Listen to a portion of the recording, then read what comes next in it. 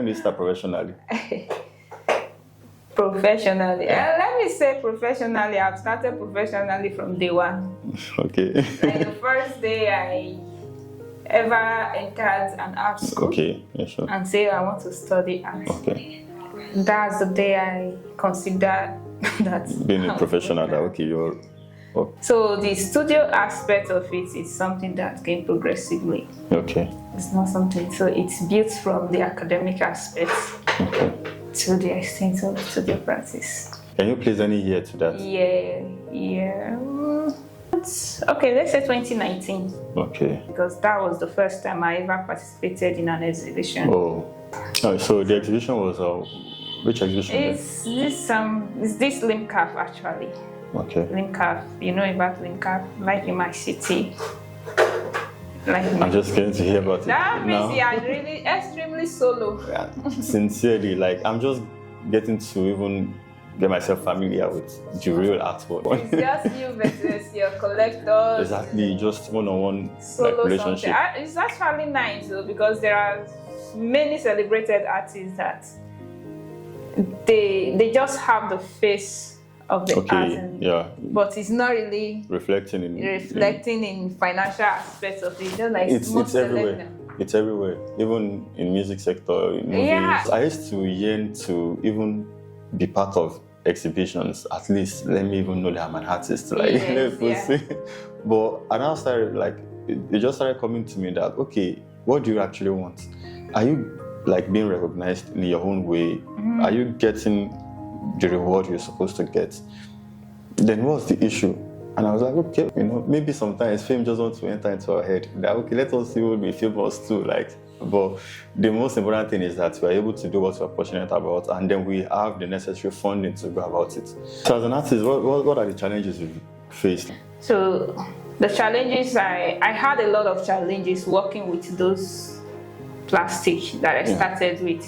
So if you see my work, let's say 19, 20, 21, so those sets of work I did, they came with their own lot of challenges, but like getting the materials, get them washed, clean them, which one is going to fit in. You just see yourself gathering, like piling up different materials. You don't even know which one is usable and which one is not. And when the only time it's easy is if I'm the one that went to source for the material myself. Definitely. So if I get people to source for the materials for me, at the end of the day, I end up having I understand that almost nothing to work with, because what I actually want and what I'm trying to do, those people they don't know your mind. They don't have the picture. And I wouldn't blame them also. I only told them I'm working, I would show them samples of my work. So anything they see outside as plastic or anything they see as fan materials is what they will bring to me. Definitely. It's actually fan materials and they brought it. So it has nothing to do with them if I'm able to use it or not. So I realized I was spending much,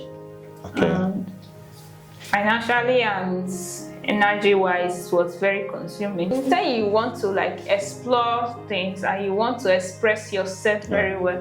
There are some works that I want to do that the plastics will not give me what I want to do. Okay. And I can't express myself very well. I can't tell the story I want to tell with that medium. Yeah, with this medium. So it was while working with those plastic that bets the use of this leather strap. This leather I'm working with right now, I think I'm seeing beyond this leather already. It's normal.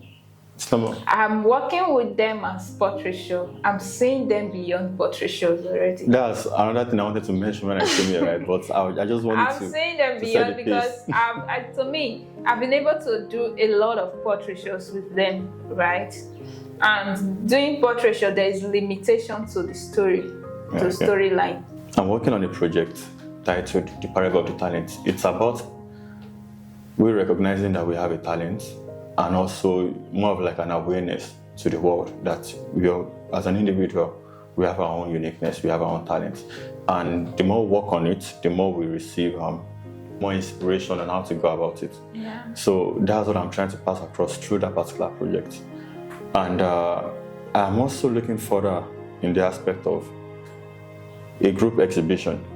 So every artist I'll be collaborating with on that project, I would really love us to exhibit together. Painters or both sculptors? I've not really thought about any other medium when it comes to maybe 3D or something.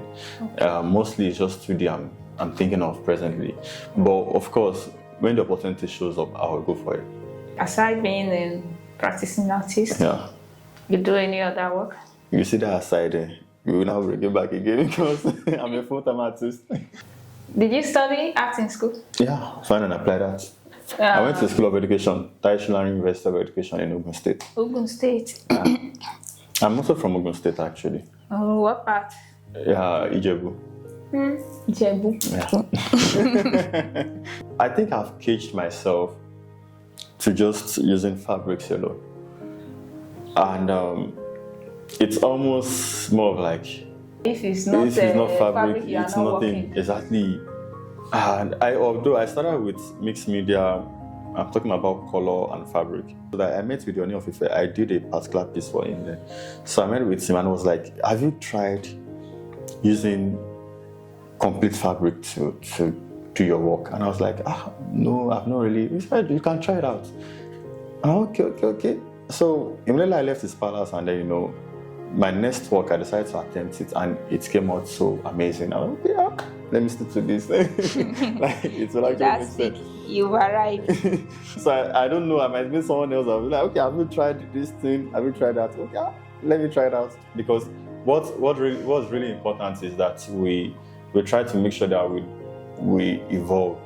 Yeah. Even when we look at these kit makers on social media, okay, let's say Taoma, I think she's popular enough for everybody to know, right?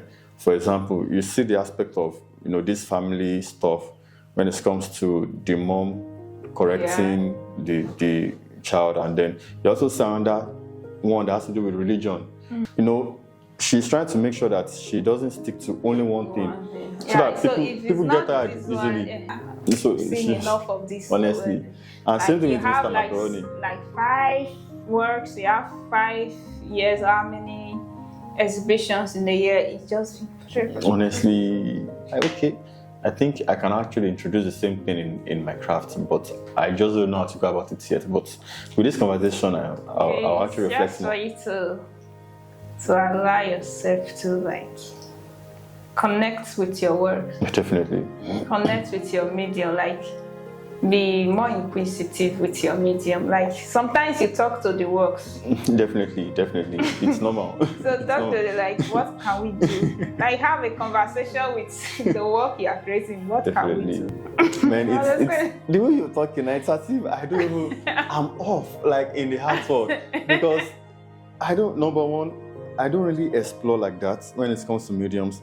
Number two, the experience you have with the artwork, my own is just to wake up. What am I working on today? Okay, what body of work? Okay, this. Okay, let's go about it. Do it. Look for one message or the other. Combine. Look for title. Add to it. Go and sleep. Wake up. Hang out. This kind of thing. But when it comes to the aspect of reflecting as an artist, if it's that kind of relaxed artist you are. I started practicing art professionally in 2016, and during that time, I was just doing pencil drawing. Over and over again, portraits most especially. And I did a lot of free works, man. Oh man, I borrowed money to even frame for people. Nice. I did a lot of free works. But do you know what that taught me? It made me to understand that I could actually meet with anybody I want to meet with, as long as I put my mind